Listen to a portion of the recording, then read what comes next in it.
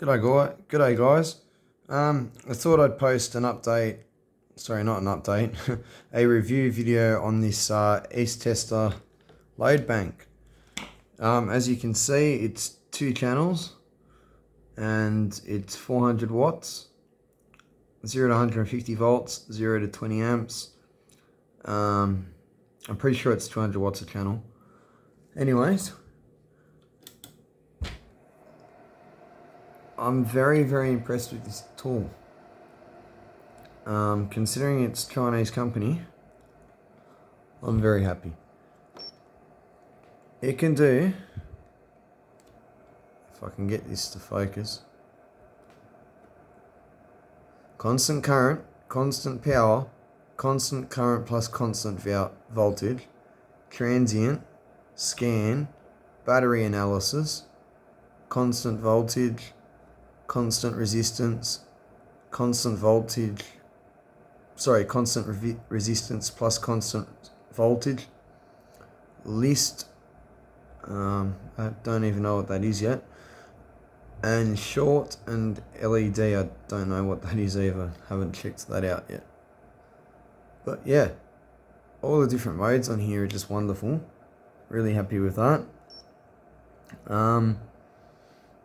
It's got adjustable triggering, it's got I think you can even list stuff out as like a graph. I'm not sure.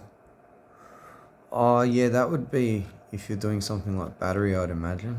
Let's see. Sorry.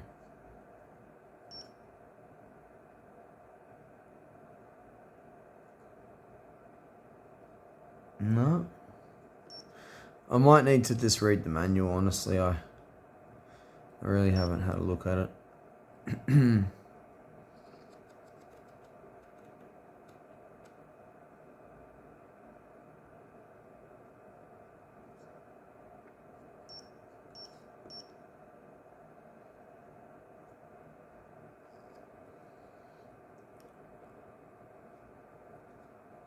What does it have?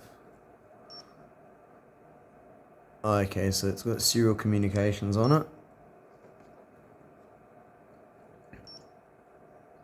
Oh, there you go.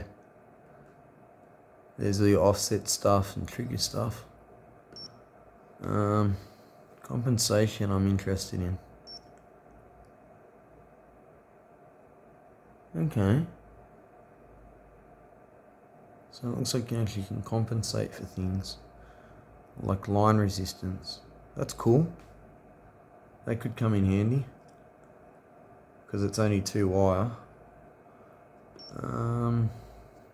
Where were we? Pin definition. I think that might be for the header on the back of the unit. Yeah. Cool.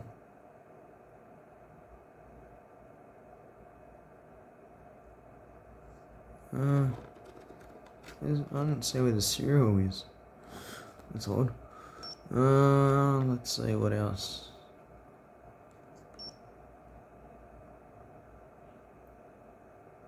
Oh, so you can qualify batteries if you want to.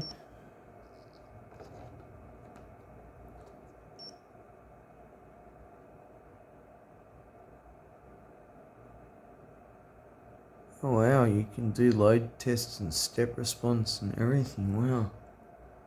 So I guess that's the pulse loads, I'm not sure. Again, I've got to read over the manual. That's why I wanted to show it quickly, because the functionality that's packed into this thing for the price is just amazing. So I thought I'd do a quick video on that. If you guys are looking for a load bank, they make these in a single channel 400 watt version and a dual, I think it's 400 or 350, I can't remember. And then they make the dual channel version, this one. I would highly recommend buying one if you're looking for a load bank. I do find it's a little bit noisy in regulation. That's why at the moment I've got this capacitor on the in parallel with the input to it. But and sometimes, as you can see, one of the two displays will sort of wander up and down. But if you let me just get something from over here. what's that, input 2, if you short it goes straight to 0, and if you put a voltage in there it does display it accurately. I've already pulled the cover off and I found it's just a ribbon cable that, instead of using twisted pair wires or shielded cable to run the signals around the high impedance paths, they've just put it on a ribbon cable, and it's sitting next to the case and circuitry in a few spots, and it's picking up some interference, but once it's loaded down, that impedance is way lower than the impedance that was already there, so it just goes back to being accurate basically. So that's not really a problem. I probably will eventually do something about that because I'm a perfectionist, so I'll probably end up redoing all the wiring inside it to get rid of all that noise. And I might do something with the driver board that controls the FETs so that it doesn't have any noise when it's loading things. But yeah, those videos will come up in the future. That little Owen multimeter power supply, we're going to do some work on that because that's a switching power supply, and I'm sure it's going to have some noise on it. I actually haven't tested it yet, but whatever figure it has, I'm going to make it better.